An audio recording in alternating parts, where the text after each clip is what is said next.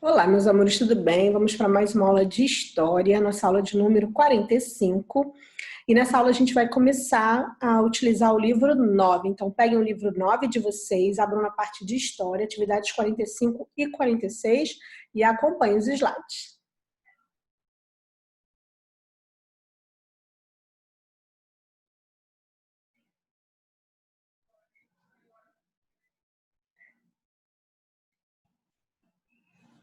Bom, nas aulas anteriores, a gente viu a trajetória, falamos sobre a trajetória dos imigrantes para o Brasil, né? Os imigrantes que chegaram aqui ao Brasil no período do Brasil Império. Vimos como era um pouquinho do dia a dia, como era a chegada. E agora a gente vai ver como era desenvolvido o trabalho deles no campo e na cidade. Porque lembra que alguns eram direcionados, a maioria era direcionada ao campo e alguns ficavam na cidade. Então a gente vai falar um pouquinho mais sobre esse trabalho. Primeiro vamos falar do trabalho no campo. Bom, na fazenda, esses imigrantes eles eram contratados por meio de um regime chamado colonato. Esse regime era o seguinte: eles recebiam um salário fixo pelo trabalho que eles exerciam nas plantações de café. Eles podiam também, era permitido eles cultivarem outros vegetais em seus quintais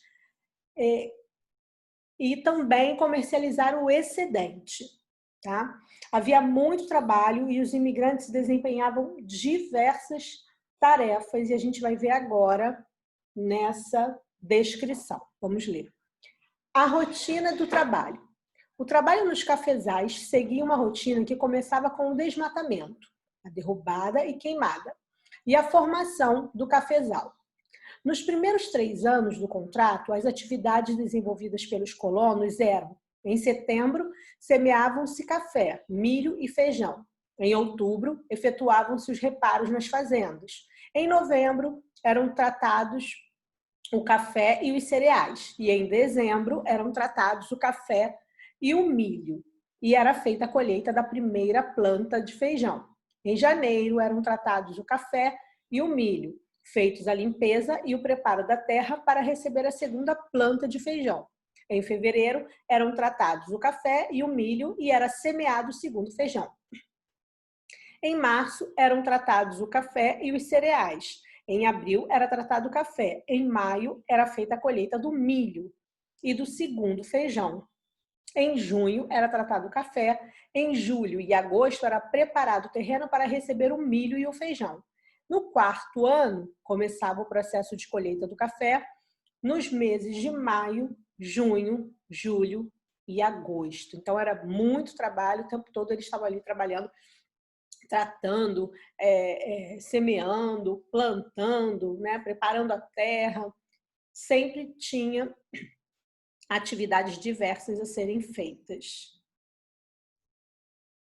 Bom, aqui a foto de imigrantes, né, na fazenda de café, nas fazendas de café no estado de São Paulo. Além das fazendas de café, muitos imigrantes eles iam para o sul.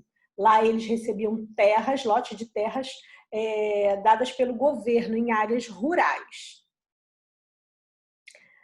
Muitos imigrantes italianos, alemães e poloneses fundaram colônias que deram origem posteriormente a cidades, como por exemplo a de Joinville, no estado de Santa Catarina, que é de origem alemã, e Bento Gonçalves, no Rio Grande do Sul, de origem italiana. Então foram 2 cidades aí, Joinville e Bento Gonçalves, que foram fundadas por imigrantes daquele período,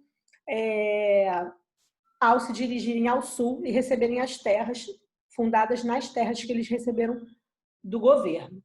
O trabalho também não era fácil nessas colônias do sul, porque as terras nem sempre eram boas para o plantio, eram propícias para o plantio, para serem cultivadas, e muitos imigrantes encontravam dificuldades para se adaptar às condições disponíveis. Essa aqui é uma casa que foi construída por italianos em 1889, em Bento Gonçalves. É um passeio muito rico e bacana, quem quiser, fica a dica aí. passear, irem a Bento Gonçalves conhecer as terras, os colonos, as fazendas que ainda existem por lá. Bom, e como nós vimos também, alguns preferiram se fixar nas cidades, alguns imigrantes, a gente viu nas atividades passadas. E eles se fixaram nas cidades e exerciam, a maioria, o trabalho nas fábricas, como operários. A gente já estudou sobre os trabalhos realizados nesse período nas fábricas, que era muito desgastante e era muito pesado, a carga horária muito extensa, muitas vezes um salário baixo, muitas vezes a família inteira precisava trabalhar, entre mulheres, crianças, trabalhar também nas fábricas. Dentre os imigrantes, a maioria ali eram italianos. Em 1901, na cidade de São Paulo, por exemplo, os italianos chegaram a representar 90% dos trabalhadores das indústrias na cidade. Mas também, além de italianos, tinham os portugueses e espanhóis. Tá? Alguns deixavam esse trabalho das fábricas por conta do desgaste, do peso excessivo que era esse trabalho, da dificuldade que havia nesse trabalho.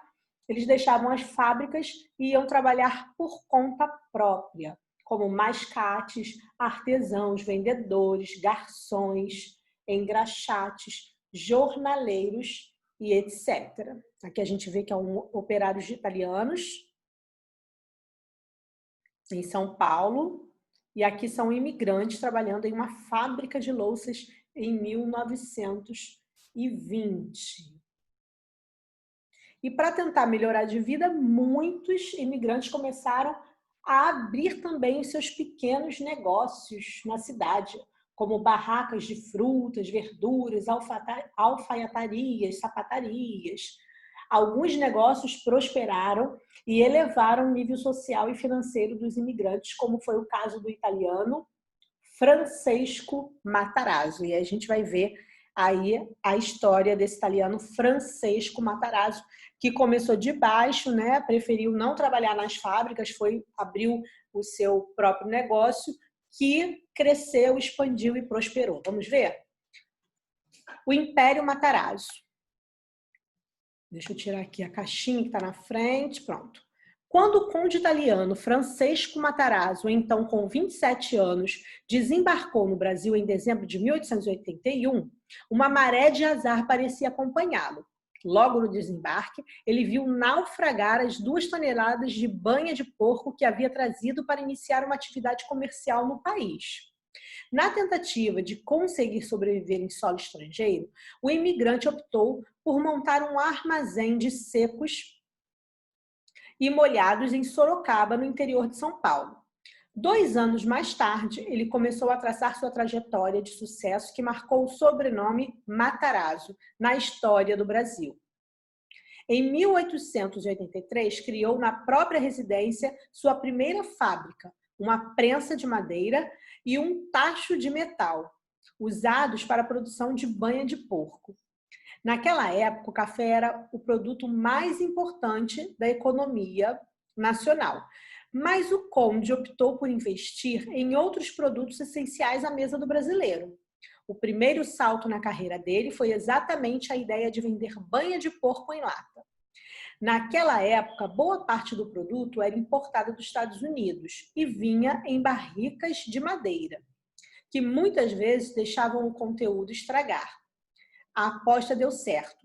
Essa foi a primeira das mais de 200 fábricas que compunham as indústrias reunidas Fábricas Matarazzo, que chegaram a empregar mais de 30 mil pessoas. Os ramos da empresa também foram se diversificando. No fim da primeira década do século passado, ele já havia se consolidado como um dos empresários mais importantes nos ramos de alimentos, tecidos e óleos. Essa é a história aí do Império Matarazzo, que começou dentro de casa, né, com uma fábrica que iniciou dentro da sua residência, com uma prensa de madeira e um tacho metal, e cresceu tornando-se um império. Aqui, armazéns secos e molhados.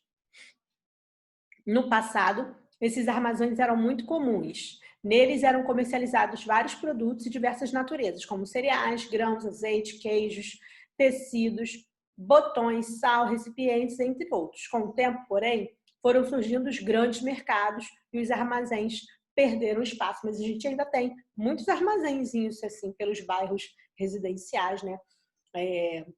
De papelaria, armazéns mercadinhos, ainda existem alguns. E aí você pode ler também aqui, acessando pelo QR Code ou pelo endereço, mais sobre migrações no Brasil. Ok? E agora, atividade pós-videoaula, vocês vão reler os textos com calma, vendo os detalhes, tá bom? Pode conversar com a sua família sobre os textos lidos também. E na próxima videoaula a gente faz os exercícios de aplicação. Um beijo e até lá!